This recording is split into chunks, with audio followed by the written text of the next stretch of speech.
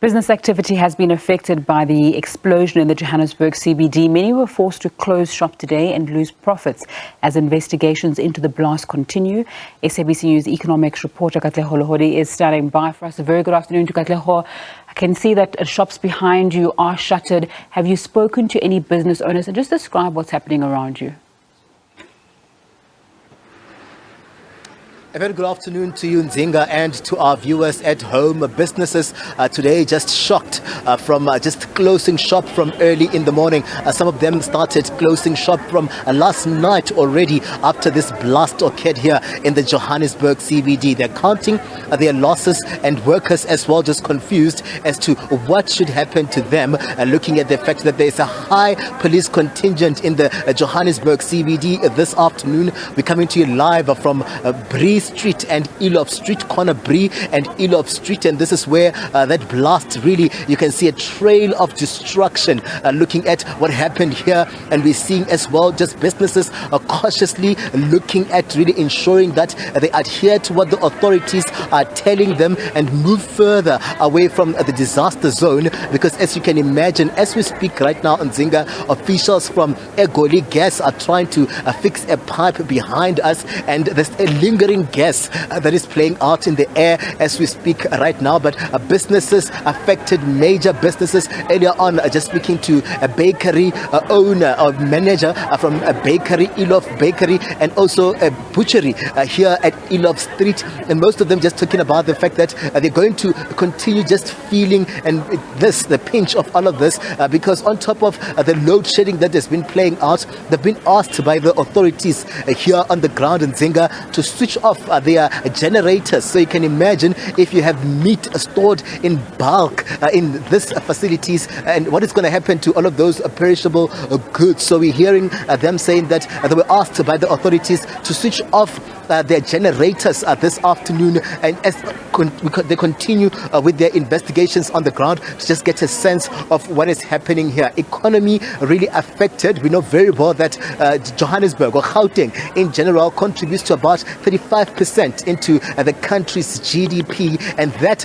coming from those men and women that wake up very early to come here today. I must say it's cold in Johannesburg today as we speak in Nzinga. Even that lady that you usually find on the corner selling amagwenya, she's not here because really when you look at what is happening right now, the authorities are just moving them further away from the scene so they can continue with their investigations. But I'm going to bring into the conversation now some street vendors. Earlier on we spoke to big establishments, but now I'm bringing street vendors. Usually you'd find them along the stretch of the street selling different goods. I have Carol with me right now, who's also just as confused as most here around really how things are faring, how long this is going to take, and what really happened here. You have your goods in hand, at least you're selling masks. You can protect us from the gas that is lingering in the air. But just react with us as street vendors. How are you finding what is happening here today? I'm so shattered. I don't know what's happening here, but it's chaos. Yesterday when it was happening, I was so shocked because I was selling my goods here. So I was so shocked after I passed there at Bree.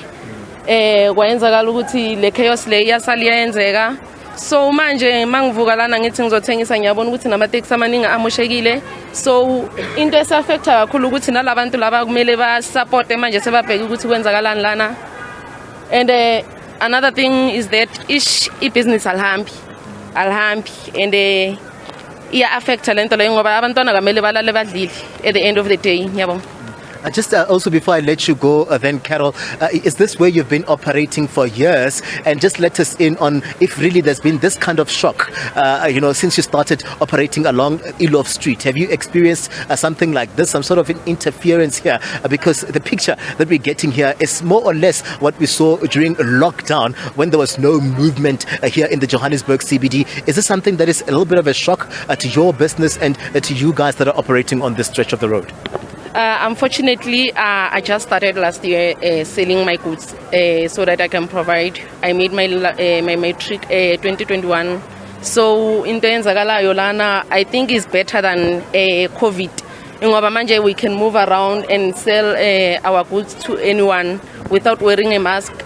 So lento lena, I think i-affecta kakhulu abantu laba abavula ama-shop around the place ngoba ama-shop amaningi abo-Pep i-butchery lana ivalile nayo, and then so abantu baphoxeka ukuthi bayothenga e-MTN instead yokuthi basebenzise la eduze nama-taxi rank.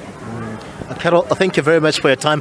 Carol, one of the people that are operating here along Elof Street. You can imagine she's a young person, Nzinga, and mostly you know very well that the unemployment rate in the country right now has the face of a young person that are bearing the brunt of what has been happening here, an economy that has not been accommodative even to those that have matriculated and are not able to go further to continue with their studies because of this economy, and most of them are just trying to make their ends meet, but there are disasters, something like this that one can never say that they would plan for. I'm going to continue speaking to them. I'll bring into the conversation now Ausna CP. Ausna CP sells food here along this street, and she was just as confused as well.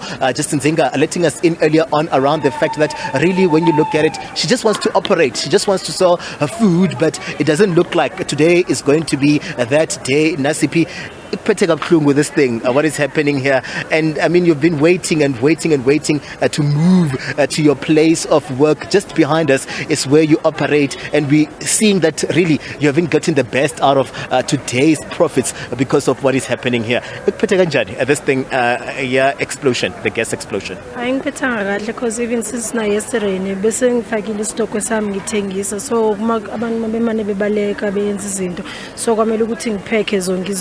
ngithathe and isitoke the most singathengisa isitoke sizomoshakala, you understand, and the most singathengisa kumele sikhokha ama-rent esikolweni sabantwana, kumele sikhokha ama-rent ezifletini lapho sihlala khona, so masenza kanje siyaluza, and it's almost month end, you understand, and ku-weekend, and mayiku-weekend ibhizinisi liyahamba kakhulu, so makenzeka so asiyazi ukuthi sizoyenza njani.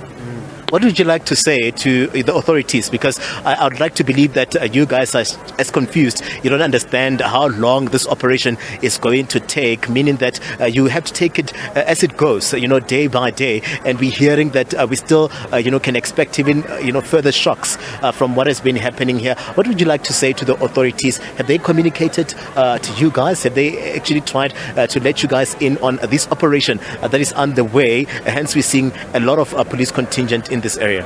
Akunamdo communicator nathi because nje besifuna ukuyenza besifuna ukufonela group leader wethu westrato then benguye sikhona ukusifaka ema-space namaninzi because manje sizolwa ngesi-space sonke sibaninzi and sonke sifuna ukuthengisa kwi-space eyi-1, so at least mabe nosicazela ukuthi this thing izothatha how long, maybe 5 days 6, and if ever izothatha 2 months or 1 month then which means sizoba affected, you understand, because at the end of the day angikwazi uzotshela ilandlord ukuthi anginayo imali yerent, kumele uzofuna imali yerent yakhe akazokwazi ukuthi ngizomtshela ngama-explosion ayenzakale. So at least to group leader wethu makanofika then asifake kuma spaces then sikhona ukuthi sithengise.